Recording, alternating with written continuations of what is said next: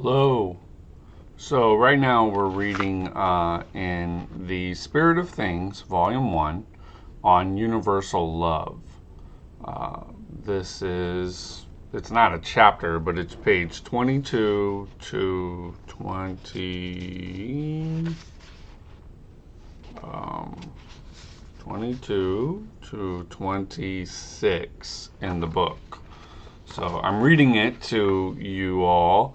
Um, So you can see the level of translation that is given through the machine. We're evolved. We're not Google Translate anymore. I've said this throughout my bookmaking career, but unfortunately, there's a presupposition of like the computer doesn't know what it's doing anymore. I don't know if that's human arrogance or what it is, but we'll read it together. On Universal Love. Based on what we have just seen about the exclusive and necessary attraction of the various integral powers of the predominant unity, we can be sure that the principle of things is essentially good, fixed, and in the most regular and attractive harmony. This is why it cannot contemplate itself without loving itself. It is also certain that the principle of things is necessarily powerful and fertile, which is why it cannot love itself without generating itself. Finally, it is also certain that the fruit of this integral generation must absolutely have the same essence and the same qualities as its principle, without which there would be something in this principle that would not be it. This is why this integral production, becoming for it the object of a new contemplation, also becomes for it the object of a new love. And this object of a new love gives birth to a new generation, from which new results derive, which, however, are always the same. I absolutely love the way Saint Martin writes. There's so much in that paragraph in and of itself, but for these three bases, eternally bound together, always act according to their invariable properties, thus forming an indissoluble alliance, not only because they are the only ones that could be admitted, but also because no being could separate them, since no being can penetrate the secret of their connection. Furthermore, they could not break this eternal and indissoluble alliance themselves, since attracting each other through their vivifying properties and constantly procreating one another, they assure each other's existence forever. And this is the impenetrable sanctuary before which human thought must prostrate itself in silence, immersing itself in the salutary delights of ineffable admiration. So I love that he's saying basically when there's a beloved and a beloved, a lover and a loved, there is a ineffable admiration between them. That is that's what's being transmitted. It's not necessarily this effect of the couple or the lover and loved. It could be an animal thing. Although I don't think he's talking about that. But, it could be your love for a certain topic. It could be philosophia. But it doesn't necessarily have to be between two individuals. But there's always admiration where there's love between a subject and an object. That's what I love, how he talks like that. By remaining steadfast in this respectful and sincere abasement, where one feels how alive this principle of things is, one perceives a truth as striking as it is natural, namely, that all these wonders of eternal and indissoluble existence take place in a secret so profound and hidden that they would not be known to the principle itself if it did not have mirrors near it reflecting them to it. Wow. Keto coffee. The reason for this is that the predominant unity is drawn into its eternal current by the ardor of its own propagation. Thus, always, proceeding ahead of itself, acting and existing only in infinity. It was simple because he was double, and conversely, that he was double because he was simple. The same applies. Oh, wait, no, that's 22. Well, we'll go to number 23. Sorry, I flipped the page over. And when I flipped the page over, I was like, this is a little short, but that was on the last reading. So, just finishing that paragraph. The reason for this is that the predominant unity is drawn into its eternal current by the ardor of its own propagation, thus always preceding itself ahead of itself, acting and existing only in infinity. It would encounter nothing there to reflect its life back on itself and make it perceive all the features of its magnificent existence. It is from this that the necessity arises for image or mirrors that fulfill this sublime purpose in relation to it. One also senses that these images must have been distinct from the predominant principle, although they came from it and are analogous to it. Otherwise, they would not have achieved the purpose of their existence. One senses, although our notions of time are so incompatible with this order of things, that these images, since they came from the principle, could only have begun in a sequence, with them having existed eternally with it. This is a deep truth that is felt through the progressive, through fixed life of the necessary being, along with the accoutrements attached to all the progressions of its existence. For these progressions of the necessary being always grow without time, and as a result, they could never have found time to start their accoutrements, which, however, had to start. One also senses that the principle which is love must have, in producing these images to itself, extracted them only from the essences of its love. Although by the fact that they are extracted and distinct from it, they do not have the same character as the integral essences, one senses that they must be continuously imbued with the properties of their source and reflect its fruits to it. One feels that these images, by their constitutive essence, must individually carry the traits of their principle. Thus, it was necessary that they, in turn, should be a symbol of its existence, should also be a symbol of its existence, and consequently, they had to have mirrors in which they could reflect the wonders of their particular and produced being, just as the principle saw its own wonders reflected in them. Oh, wow.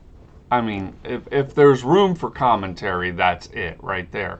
He was talking earlier about it being a mystery, but then he says that the mirrors in which they could reflect the wonders of their particular and produced being, just as the principle saw its own wonders reflected in them. We are not to be the principle. This is why it's so amazing how Saint-Martin writes and has figured out the basic vocabulary of this natural philosophy, which, according to Antoine Favre, is one of the best expositions of natural philosophy there is. So the beauty of that is that, again, I read in Favre about, or Favre, I don't know how to say it, but I do know how to read that. Anyway, in Antoine Favre's book on the Enlightenment period of Kirchberger, he talks about how there's a gravitational force that we have to adhere to become human, away from God, because we would be dissolved and bound in God. So I love that we are supposed to be mirrors in which the principle can see itself reflected in us. That it just goes to show that there's teachers like Daskalos and other teachers who are from the primordial tradition that talk about how this force, did something and created humanity, and that while it created humanity or emanated humanity, that's not my sticking point, that humanity saw in this force this like ultimate will, this ultimate desire, And it bothered me all these times reading it until now, because it goes to show that, even in the Kabbalah Center, copyright, I'm not trying to take their material, the Kabbalah Center, they say that there is no desire in the principle itself. The principle just is a projective force, and we're the ones that have relationship with this principle and trying to show what it's like to love.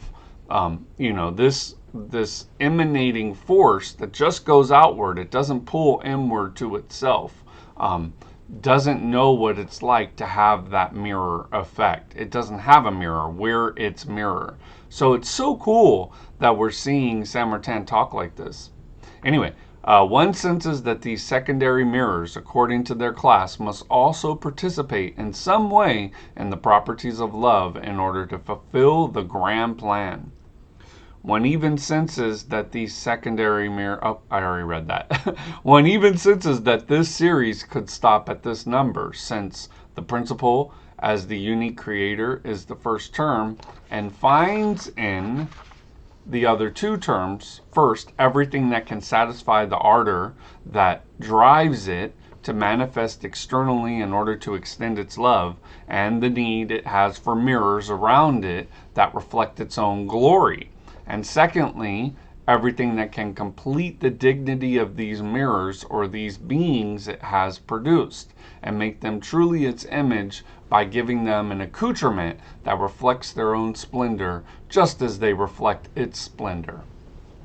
Now, I think whenever we talk about the need of this power, we're looking at our own limited psychology, and unfortunately, we cannot see a needless being. Although this need to mirror itself also shows us that there is a receptive on the Godhead, so therefore there is an area of opening for relationship.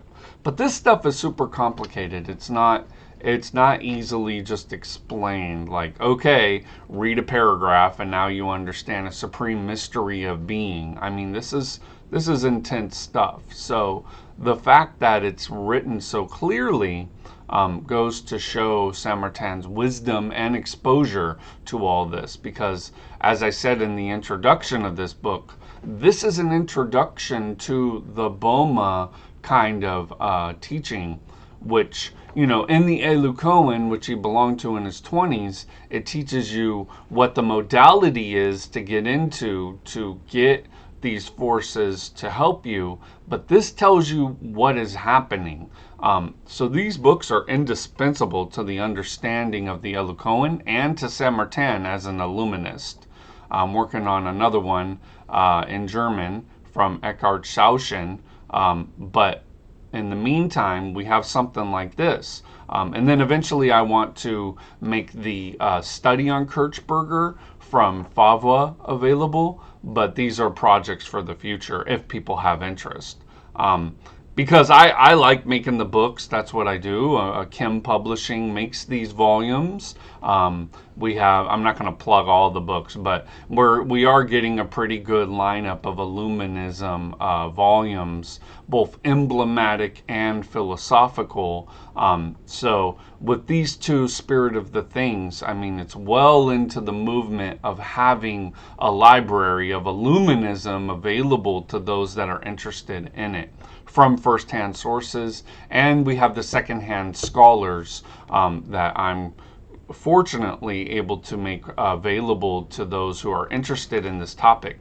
The problem was I went to the book market and they didn't have these kind of materials, so I had to learn how to make books. And then when I made books, I now have the things which I wanted to read, which I would gladly have paid money for, but they weren't made. So, there's a little bit of a glory feeling to it, being able to experience this level of, full circle, seeing a book come into production, reading the long lost information on how to marry the Elukoan and Bomist philosophy, theosophy, alchemy, and number theology. So I'm very, very excited to read through these pages with you.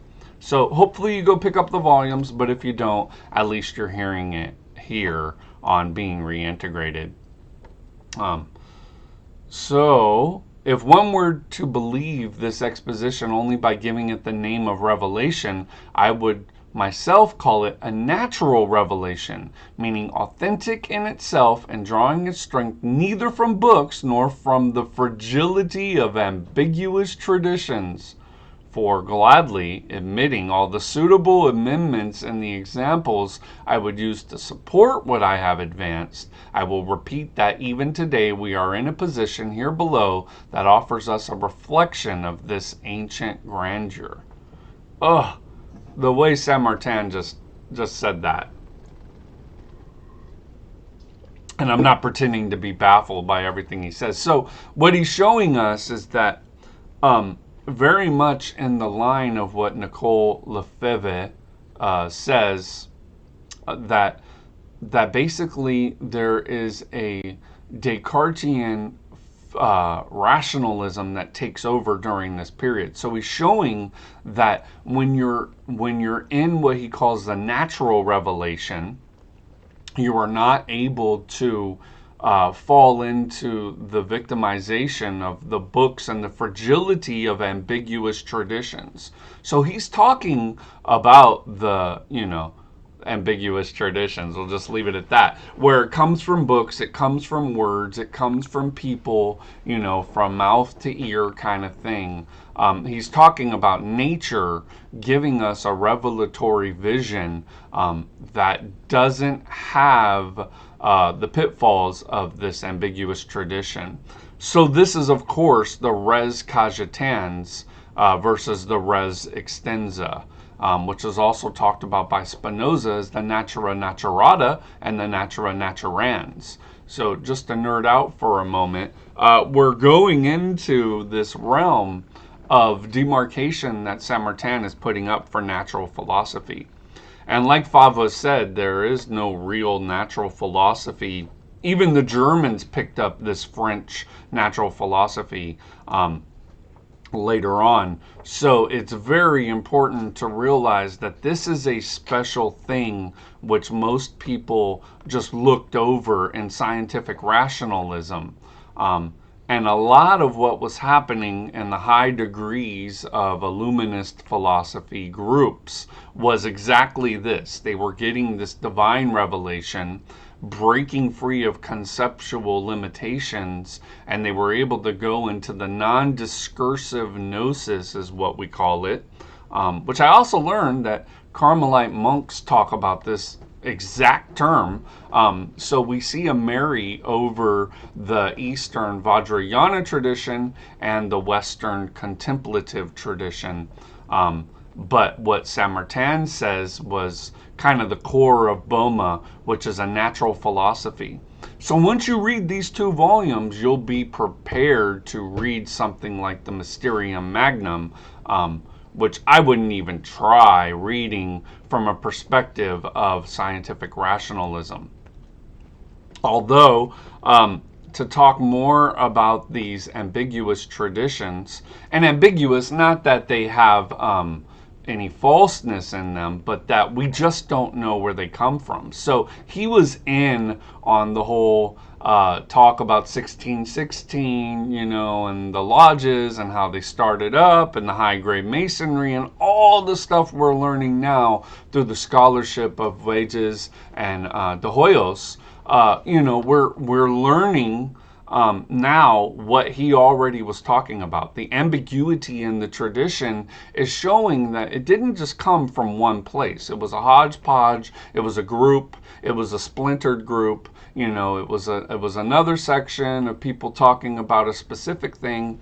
And as we got more into that mouth to ear tradition, we got into what Descartes called the res cogitans. It's the conceptual containers for all of the information shared from one mind to another. This was the discursive gnosis of, the 7 steps of the Masonry and the 4 and the 3, the triptych,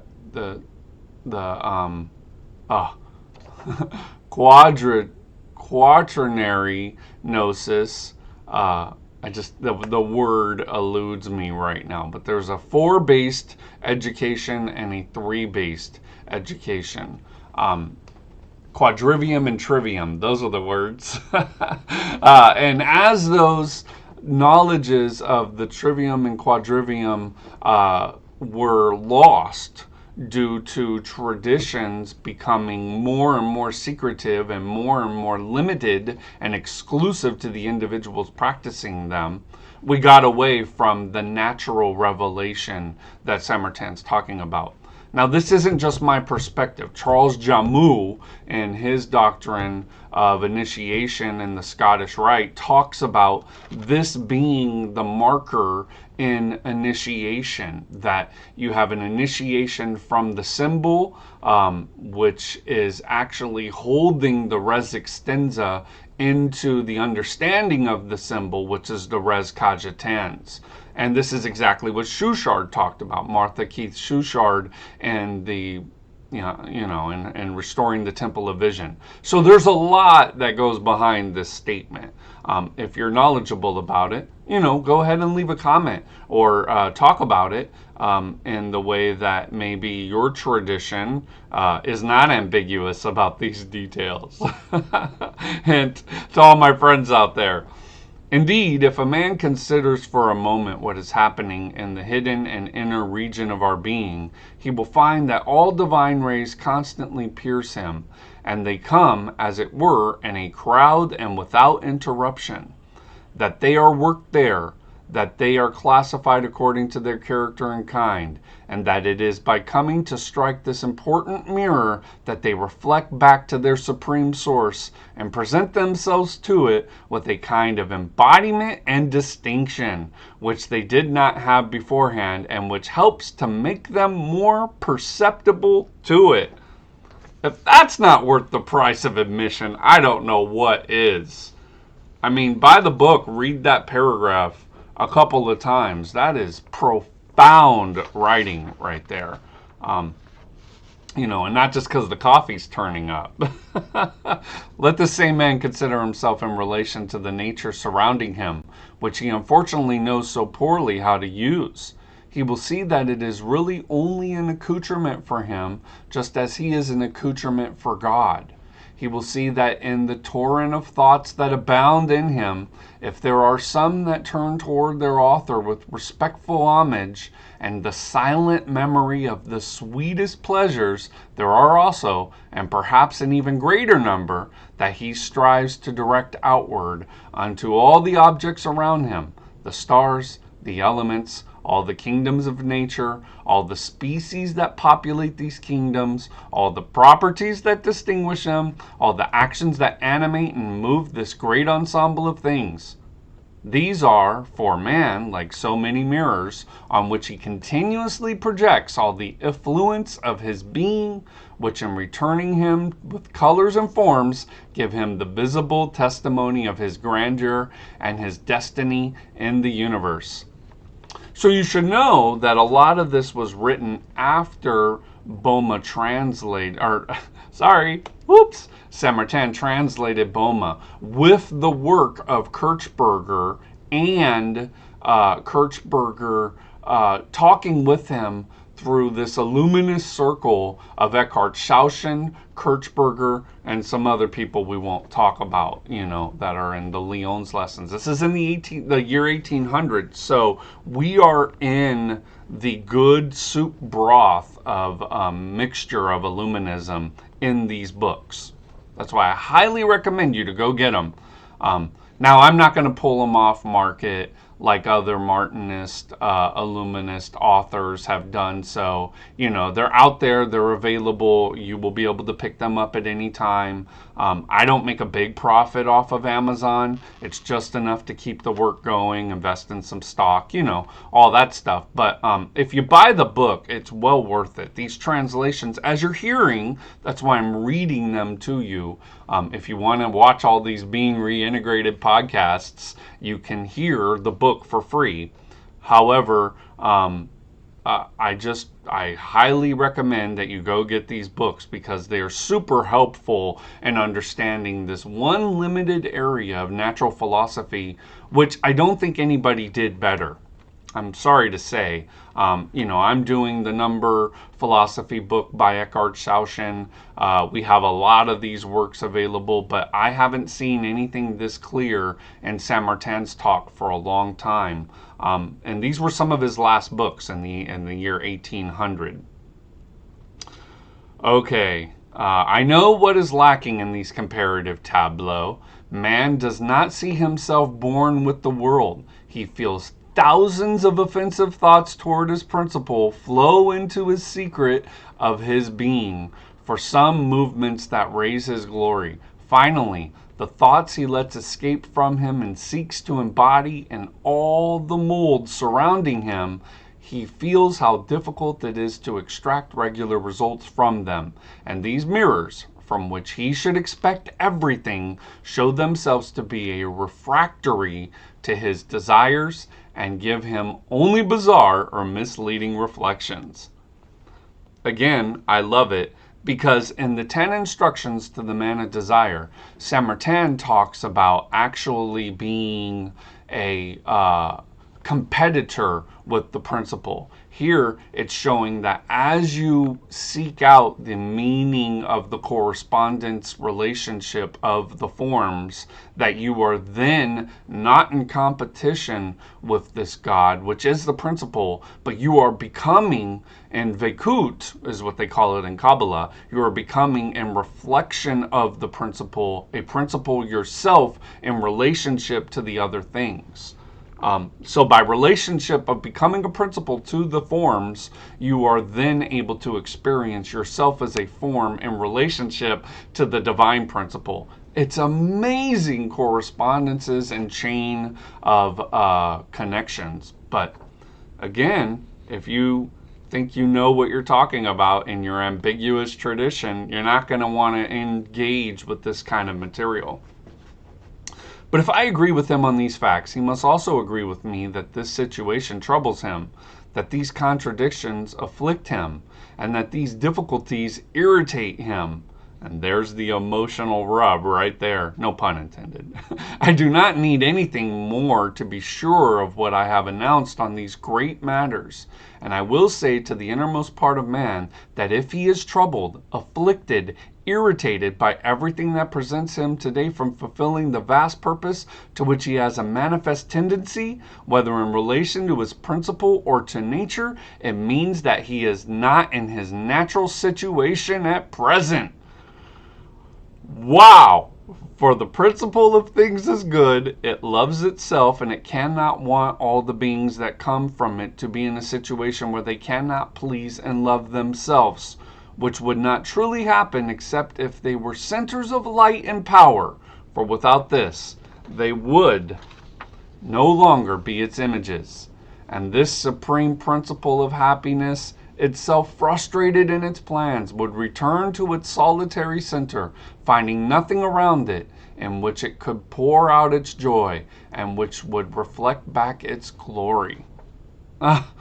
It's breathtaking the way he wrote this. If you know Elu Cohen material, you know that he's talking about the fall. The fall is in being in competition with the principle rather than being an image and being invested in the forms. It's beautiful the way he wrote that, because he's talking about the emotional disturbances that we have in contemporary society, and he's not wincing his words. Let's just say that. I will not again address the question of the origin of evil. You see that? I have dealt with it enough in other writings. Moreover, if among the free production or divine mirrors we have spoken of there have been any wrongdoers apart from the human class, there would still, based on our exposition, only be this human class whose degradation, and consequently its fault, would be demonstrated by a simple observation of the state of things. Now, it is by such a natural course, and without borrowing from traditions or books, that we must verify what we should accept or reject regarding this other class of wrongdoers that we have above mentioned by supposition. And when we reach that point, it will again be man who will serve as our crucible.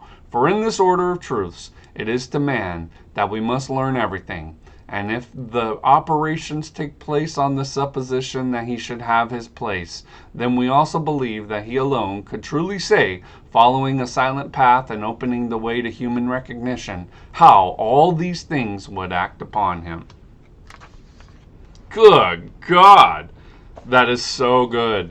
I am so grateful for just being able to translate that, to read it, and I will make this one reading available free.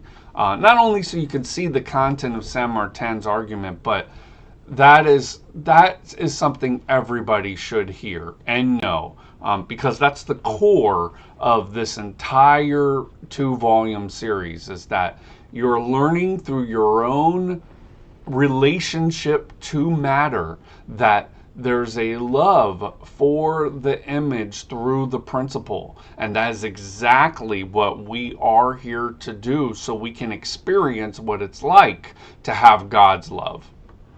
Bless you all.